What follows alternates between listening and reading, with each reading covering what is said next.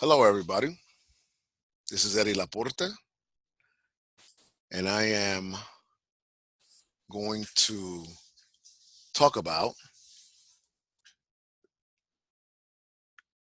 the Social Innovation Peer Review Grant Guidelines Overview. This is a webinar, and I want to apologize for any delays because I'm learning how to do webinars for the first time. So this should be interesting. So the Social Innovation Peer Review Grant Guidelines Overview encompasses the categories of college readiness, STEAM, and youth entrepreneurship. We have a panel that's going to read college readiness. We have another panel that's going to read STEAM, and we have another panel that's going to read youth entrepreneurship, right? So the funding categories are the following. So college readiness, maximum request is 20,000. There are a number of total applications is 18. The total funding available is 150,000. STEAM, max request is 25,000. The number of applications is 18. The total funding amount is 200,000. Youth entrepreneurship, excuse me, the maximum request is 20. The number of applications is 7. The total funding available is $1,000. So this webinar is really to give you a sense of what are our expectations in terms of what we want to see in an application. So for college readiness, this grant is designed to create greater access to college targeting the ages between 16 and 65. It's a different age range because we want to include adults, senior citizens, retired folks that are retired that want to get back to college. And there are a number of organizations that provide college readiness to this population. Funding can be used but not limited to subsidizing minimum of 5 college application fees, college acceptance fees, coordinating college tours, completion of FAFSA, students' FAFSA. The college readiness program is targeting, if you're targeting students between the ages of 16 and 19, it's really targeting individuals that are excelling academically, that are currently in high school, that want to go to college. This is not a program for the 16 to 19-year-old age range that is in danger of failing out, it can hardly read or write. This is not the program. This is for individuals between 6, if you're doing the high school age range, that are excelling academically and want to go to college. Now, anything above 19 or 21, the adult population, they just, they're retired, they're seniors, they want to go back to college, they don't know how to do it. And so the funding can be used for any age range to pay for the college application, 5 college application fees for each individual, college acceptance fees when they're accepted. They can coordinate college tours and complete FAFSAs. This is not an employment and training program. So when you're reading the application and you see components in there that focus on interviewing skills, employment opportunities, dress for success, this funding is not going to support that at all. And so you need to keep an eye out for that. STEAM, science, technology, engineering, and math. Science, technology, engineering, arts, and math. So the STEAM category is really focusing on exposing communities of color, folks that are low income, that live in economically disadvantaged communities, not only communities of color, but all communities. And it's really exposing those students to STEM, the idea of STEM as an everyday concept, introducing them to the idea of STEM careers, creating STEM conferences in partnership with the local schools or Board of Educations. It's really exposing youth, between the ages of, I don't say it here, but between the ages of 10, maybe even younger, to like 21, 22, that age range. Organizations applying for this grant must use relevant real-world application of STEM STEAM content and involve professionals with STEAM backgrounds as part of the program delivery. We would like for the organizations to partner with existing corporations, if at all possible, to bring in folks that reflect the diversity of the population they're providing a service to. They can identify working with a particular college or university and pulling students that are in the STEM program, undergrad degrees, that reflect the makeup of their targeted population, so that the targeted populations can say, hey, you know what? He or she looks like me, and if they can do it, I can do it. So that's the sort of approach that we want under STEAM. It's not only about creating robots, it's also exposing folks to the ideas that and approaches that moves them towards coding and robotics and astronomy, through gaming and stuff like that. Youth entrepreneurship. This grant is really targeting individuals, youth, of course, and the age range they can choose between, I don't know, I think I said it here, middle school and high school students, to promote entrepreneurial literacy among at-risk youth and to help each start his or her own business. That's the intent. So now some nonprofits teach entrepreneurial skill sets to work on one large project, and that's fine. Some nonprofits allow individuals to come up with their own idea and participate in a pitch approach. That's one way of doing it. If it's a pitch, then the startup capital cannot exceed $5,000 per business idea per individual. Now, the money is not to be given to the individual. The organization stewards the money. And we also expect that those organizations that are applying for youth entrepreneurship use an existing youth entrepreneurship curriculum, and they need to be able to indicate why they chose that curriculum. So, application requirements. So as you're reviewing your applications under project summary, it's really simple. They should be able to indicate the title of the project, indicate the amount that they're applying for, and the purpose of the program. And also, they should also indicate the client's where they fall under the county low-income guidelines. So when they click this link here, it'll take them to HUD's income limits per county. So what they do is they click on 2019 is already shaded. They come to this box here and they click where it says click here for FY 2019 income limit documentation. They click on that. They find their state, New Jersey. They click on that and they click the county. Let's pick an interest. Let's pick Salem County.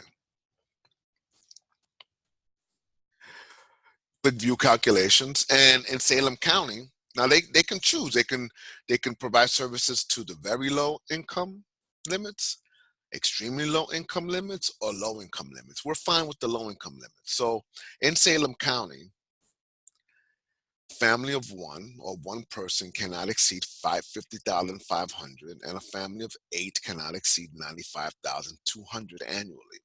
And so in this section,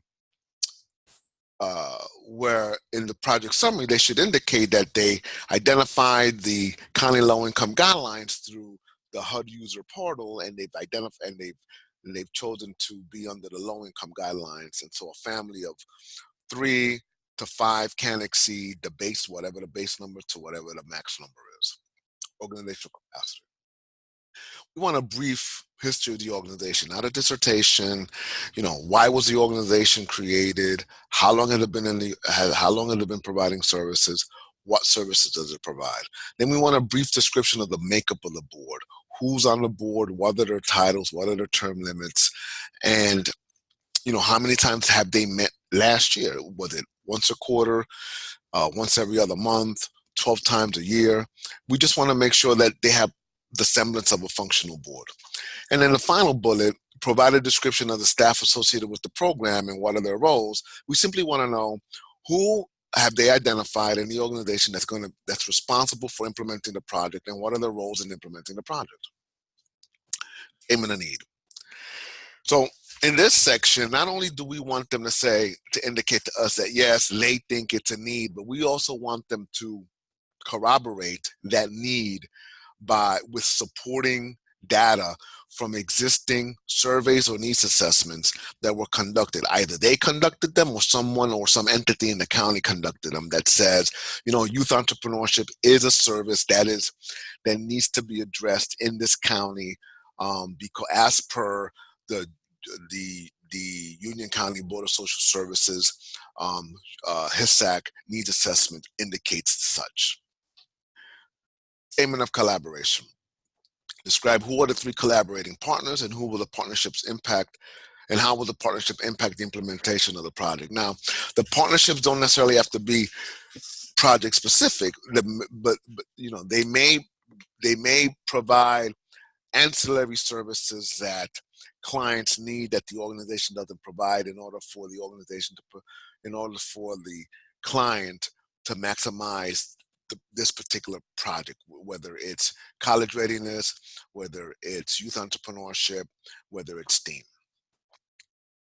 They should be able to indicate that. Now, project design.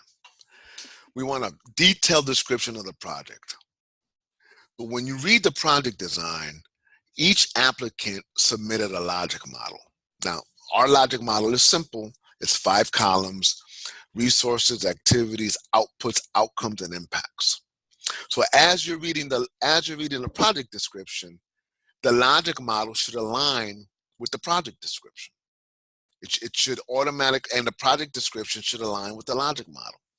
And you need to indicate that and see, if they're identifying resources in the project design, are they identified in the logic model? If they're identifying activities in the project design, are they outlined in the logic model? Outputs, are they outlined in the logic model? Outcomes, are they aligned in the logic model? Impacts, are they aligned in the logic model?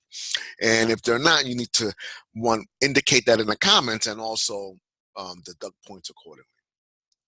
Target population has no value, but we do want to get a sense of who the target population is: gender, income, educational status, and also where do they fall under the HUD user guidelines. And then that section should be a copy and paste of what they wrote in the project summary. Goals and objectives. So again, you need to have the logic model available to you when you're reading the goals and objectives. And the columns: outputs and outcomes. Outputs are the goals, outcomes are the objectives. What's indicated in the outputs and outcomes should align with what they're writing, or what they wrote in the goals and objectives section of SAGE. If it doesn't align, you need to make sure that you comment on that and that you take points off appropriately. Evaluation. So we want to be able to allow them to show us how they're going to value the success of the program. And so the logic model, the impact column, indicates the success of the program.